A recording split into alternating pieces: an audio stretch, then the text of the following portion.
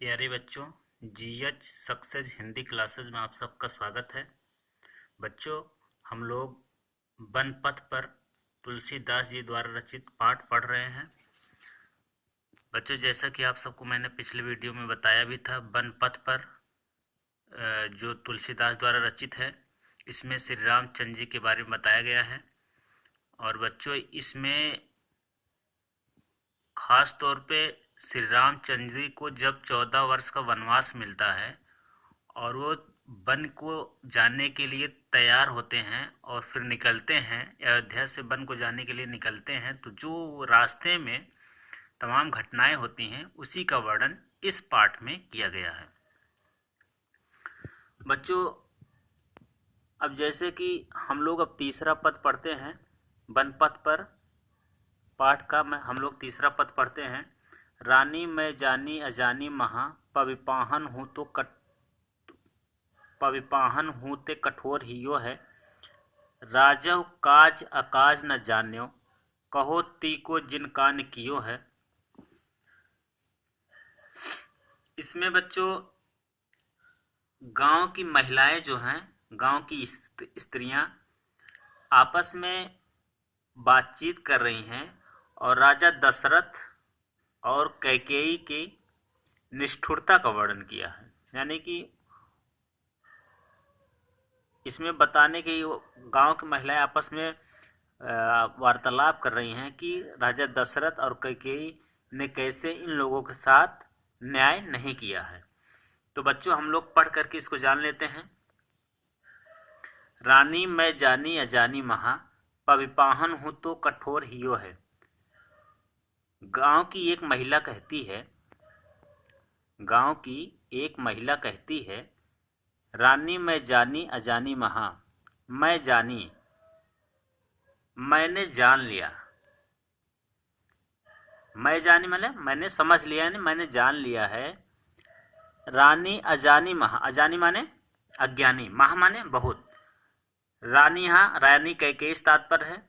इसमें राजा दशरथ रानी कैकेयी का वर्णन हो रहा है। रानी यानी रानी कैकेयी, अजानी महा माने बहुत अज्ञानी है। फिर इस लाइन को समझ लेना। गांव की एक महिला कहती है, जब राम लक्ष्मण सीता वन की तरफ जाते हैं तो महिलाएं, जो गांव की महिलाएं देखती हैं इनको, वही वो महिलाएं आपस में बातचीत कर रही हैं। तो ऐसे ही लिखिएगा आप लोग। रानी मैं जानी अजानी महा, गांव की एक महिला कहती है कि मैंने जान लिया है, मैंने जान लिया है। रानी अजानी महा, रानी कैकेयी बहुत अज्ञानी हैं। पविपाहन हूँ तो कठोर हियो है। हियो माने हृदय, हियो माने हृदय, पवि माने वज्र, पवि माने वज्र, पाहन माने पत्थर। अब देखिएगा ध्यान से, क्या करें? पविपाहन हूँ ते कठोर हियो है, हियो माने हृदय, उनका हृदय तो, हृदय माने हृदय, उनका हृदय तो पविपाहन माने पत्थर और वज्र से भी कठोर है। पविपाहन हूँ ते कठोर हियो माने उनका हृदय, हियो माने हृदय, उनका हृदय पत्थर और वज्र से भी कठोर है।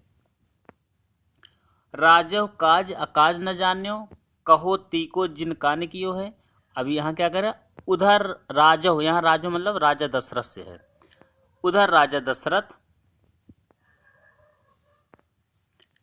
राजव उधर राजा दशरथ ने भी काज अकाज माने उचित अनुचित, काज अकाज माने उचित अनुचित, उधर राजा दशरथ ने भी उचित अनुचित ना जाने माने विचार नहीं किया। उधर राजा दशरथ ने भी उचित अनुचित का विचार नहीं किया। कहो ती को, ती माने स्त्री, ती माने स्त्री, और केवल स्त्री के कहने पर, कहो ती को, और के ती को माने केवल स्त्री के कहने पर जिन कान कियो है, कान कियो माने कहना मान लिए, जो केवल स्त्री के कहने पर कहना मानकर इन्हें वन को भेज दिया है। यानी कि राम को, इन्हें मतलब राम को भेजे थे, उनके साथ में राम लक्ष्मण सीता भी थे। वही कह रहे हैं, कहो ती को, केवल स्त्री के हाँ, केवल स्त्री के कहने पर, कहोती को मतलब केवल स्त्री के कहने पर कान कियो है, मैंने उनका कहना मानकर इन्हें वन को भेज दिया है। ऐसी मनोहर मूरत ये, अब देखिए तो अब क्या कह रही गांव की स्त्री आपस में, ऐसी मनोहर मूरत ये तो ऐसी मन को मोहने वाली मूर्तियां हैं। ये तो ऐसी मन को मनोहर मन मन को मोहने वाले, यानी मन को अच्छे लगने वाली, ये तो ऐसी मन को मोहने वाली मूर्तियां हैं। ऐसी, हाँ, मन को मोहने वाली मूर्तियां हैं। बिछुरे कैसे प्रीतम लोग जियो हैं। इनके बिछुड़ने पर, बिछुरे माने इनके बिछुड़ने पर कैसे प्रीतम लोग मतलब परिवार के लोग, प्रीतम माने परिवार के लोग, इनके बिछुड़ने पर इनके परिवार के लोग कैसे जियो हैं, कैसे जीवित रहे होंगे। कैसे जियो माने कैसे जीवित रहे होंगे। आखिन में सख राखिबो जोग, क्या कहते हैं, आखिन में सख राखिबे जोग। हे सखी, सख माने हे सखी, आखिन माने ये तो आंखों में, राखिबे जोग माने रखने योग्य है, जोग माने योग्य, राखिबे माने रखने। हे सखी ये तो आंखों में रखने योग्य है। इन्हें किम कई वनवास दियो है, इन्हें किम कई वनवास दियो है। तो फिर इन्हें किम कई माने क्यों, फिर इन्हें क्यों वनवास दियो ना, वनवास दे दिया गया। तो फिर इन्हें क्यों वनवास दे दिया गया। बच्चों ये आपका अर्थ होगा। इसमें प्रसंग बच्चों यहाँ नीचे मैंने लिख दिया है। यहाँ ग्रामीण स्त्रियों के माध्यम से राजा दशरथ और कैकेयी की निष्ठुरता का वर्णन हुआ है।